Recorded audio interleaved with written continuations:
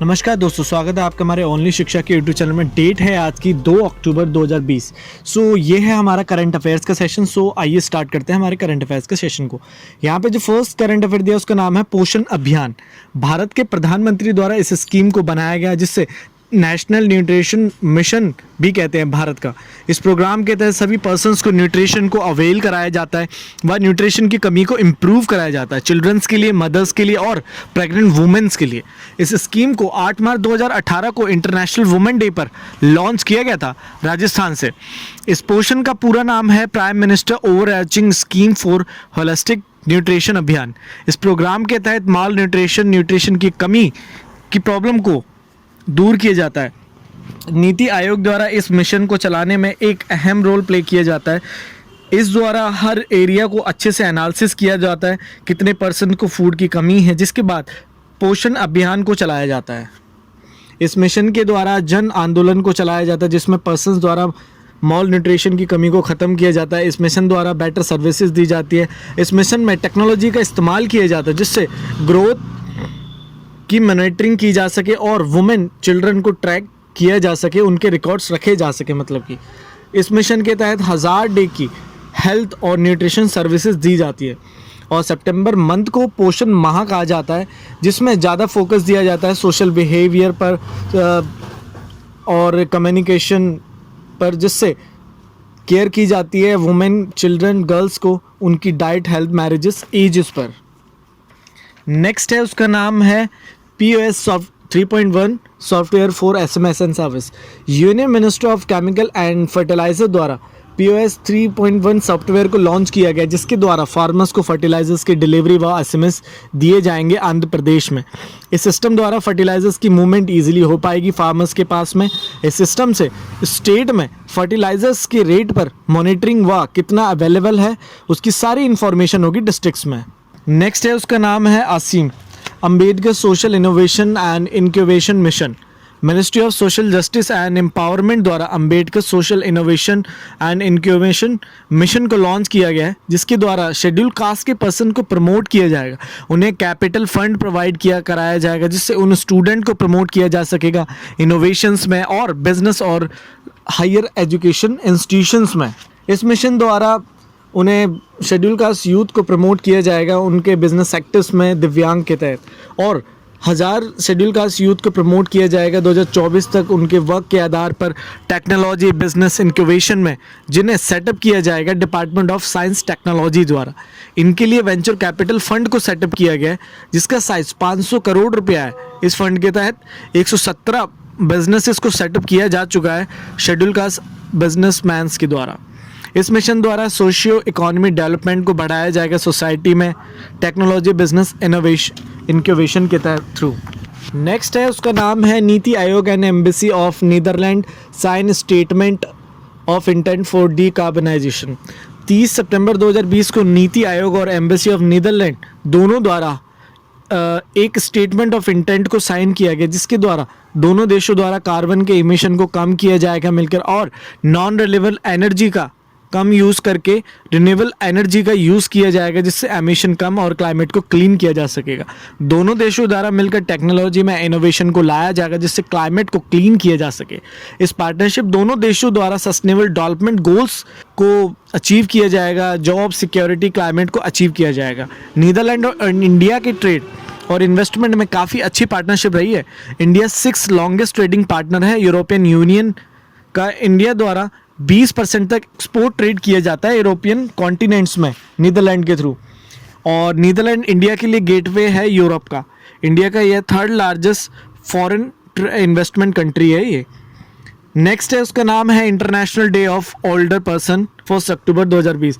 Union general assembly द्वारा 14 दिसंबर 1990 को 1 अक्टूबर को international day of older persons के लिए ट्रेस किया गया। इस डे पर पब्लिक में अवेयरनेस को रेज किया जाता है उन ओल्डर्स के प्रॉब्लम्स जो उन्हें जूनियर्स द्वारा उनके साथ की जाती हैं जब वे काफ़ी ओल्ड हो जाते हैं, उनके साथ गलत बिहेव किया जाता है, उनके साथ अब्यूज़ किया जाता है, जिसके लिए इस डे पर पब्लिक को जागरूक किया जाता है कि वे ऐसा ना करें क्योंकि वे भी इस सोसाइटी का एक हिस्सा है। और इस दिन द्वारा उन ओल्ड एज होम सोसाइटीज़ को भी सम्मानित किया जाता है जिनके लिए ये ओल्ड एज होम्स बनाए गए हैं और ये सोसाइटीज़ बनाई गई थी। इस दिन की थीम है कि इनकी इम्पोर्टेंस को समझा जाए, जिनके द्वारा इस सोसाइटी को बनाया गया और उन्हें भी अपॉर्चुनिटी दी जाए एज होने के बाद भी इस वर्ल्ड में। नेक्स्ट है, उसका नाम है international day of non violence 2 अक्टूबर। आज के दिन को गांधी जयंती के रूप में बनाया जाता है, जिनके द्वारा वॉयलेंस ना किया जाए, कभी उस थिंकिंग को बनाया जाता है, जिनके द्वारा पीस बनाए रखने की बात बोली जाती है। इस डे को यूएन द्वारा 2007 में बनाया गया था और इस डे को महात्मा गांधी को सम्मानित करने के लिए बनाया गया है, क्योंकि उनके द्वारा पास्ट में जितने भी कार्य किए गए उनमें कभी भी वॉयलेंस की भावना नहीं थी और शांतिपूर्वक काम किए जाते थे, जिन्होंने धैर्य को बनाए रखा। उनके द्वारा कहा जाता था कि पीस को पाने के लिए वॉयलेंस के रास्ते से जाना गलत है, जिससे सिर्फ अंत होता है चीज़ों का। उन्हीं के द्वारा पूरे वर्ल्ड में सिविल और ह्यूमन राइट्स की स्थापना की गई थी। इस दिन की थीम होती है कि पब्लिक में अवेयरनेस फैलाई जाए, किसी भी चीज़ को चेंज करने के लिए लड़ाई व गुस्सा का रास्ता नहीं होना चाहिए, बल्कि शांतिपूर्वक विनम्रता से उस कार्य को किया जाए, जिससे सोसाइटिकल चेंज को लाया जा सकता है इजीली। नेक्स्ट है, उसका नाम है Kerala tourism win PAT grand award 2020। Kerala tourism के ह्यूमन बाय नेचर कैंपेन द्वारा अभी prestigious Pacific Asia travel association grand award 2020 को दिया गया अच्छी ग्रोथ के लिए केरला को। यह PAT के 3 अवार्ड्स में से एक अवार्ड है जिसके द्वारा टूरिज्म इंडस्ट्रीज़ को बढ़ाया जाता है स्टेट्स में। ह्यूमन बाय नेचर एक मार्केटिंग स्ट्रेटजी है जिससे रिवाइव किया गया था टूरिज़्म को अभी, और जो ख़त्म हो गया था 2018 की फ्लड के कारण और निफा के कारण टूरिज़्म जो उसको वापस रिवाइव किया गया, जिनके द्वारा कल्चर को शो किया गया और पर्सन की लाइफ में कैसे चेंजेस आए। इस कैंपेन द्वारा ही केरला स्टेट द्वारा टूरिज्म में अच्छे रिकॉर्ड को कायम किया गया है आज। नेक्स्ट है इंडियन जेजिबल बटरफ्लाई।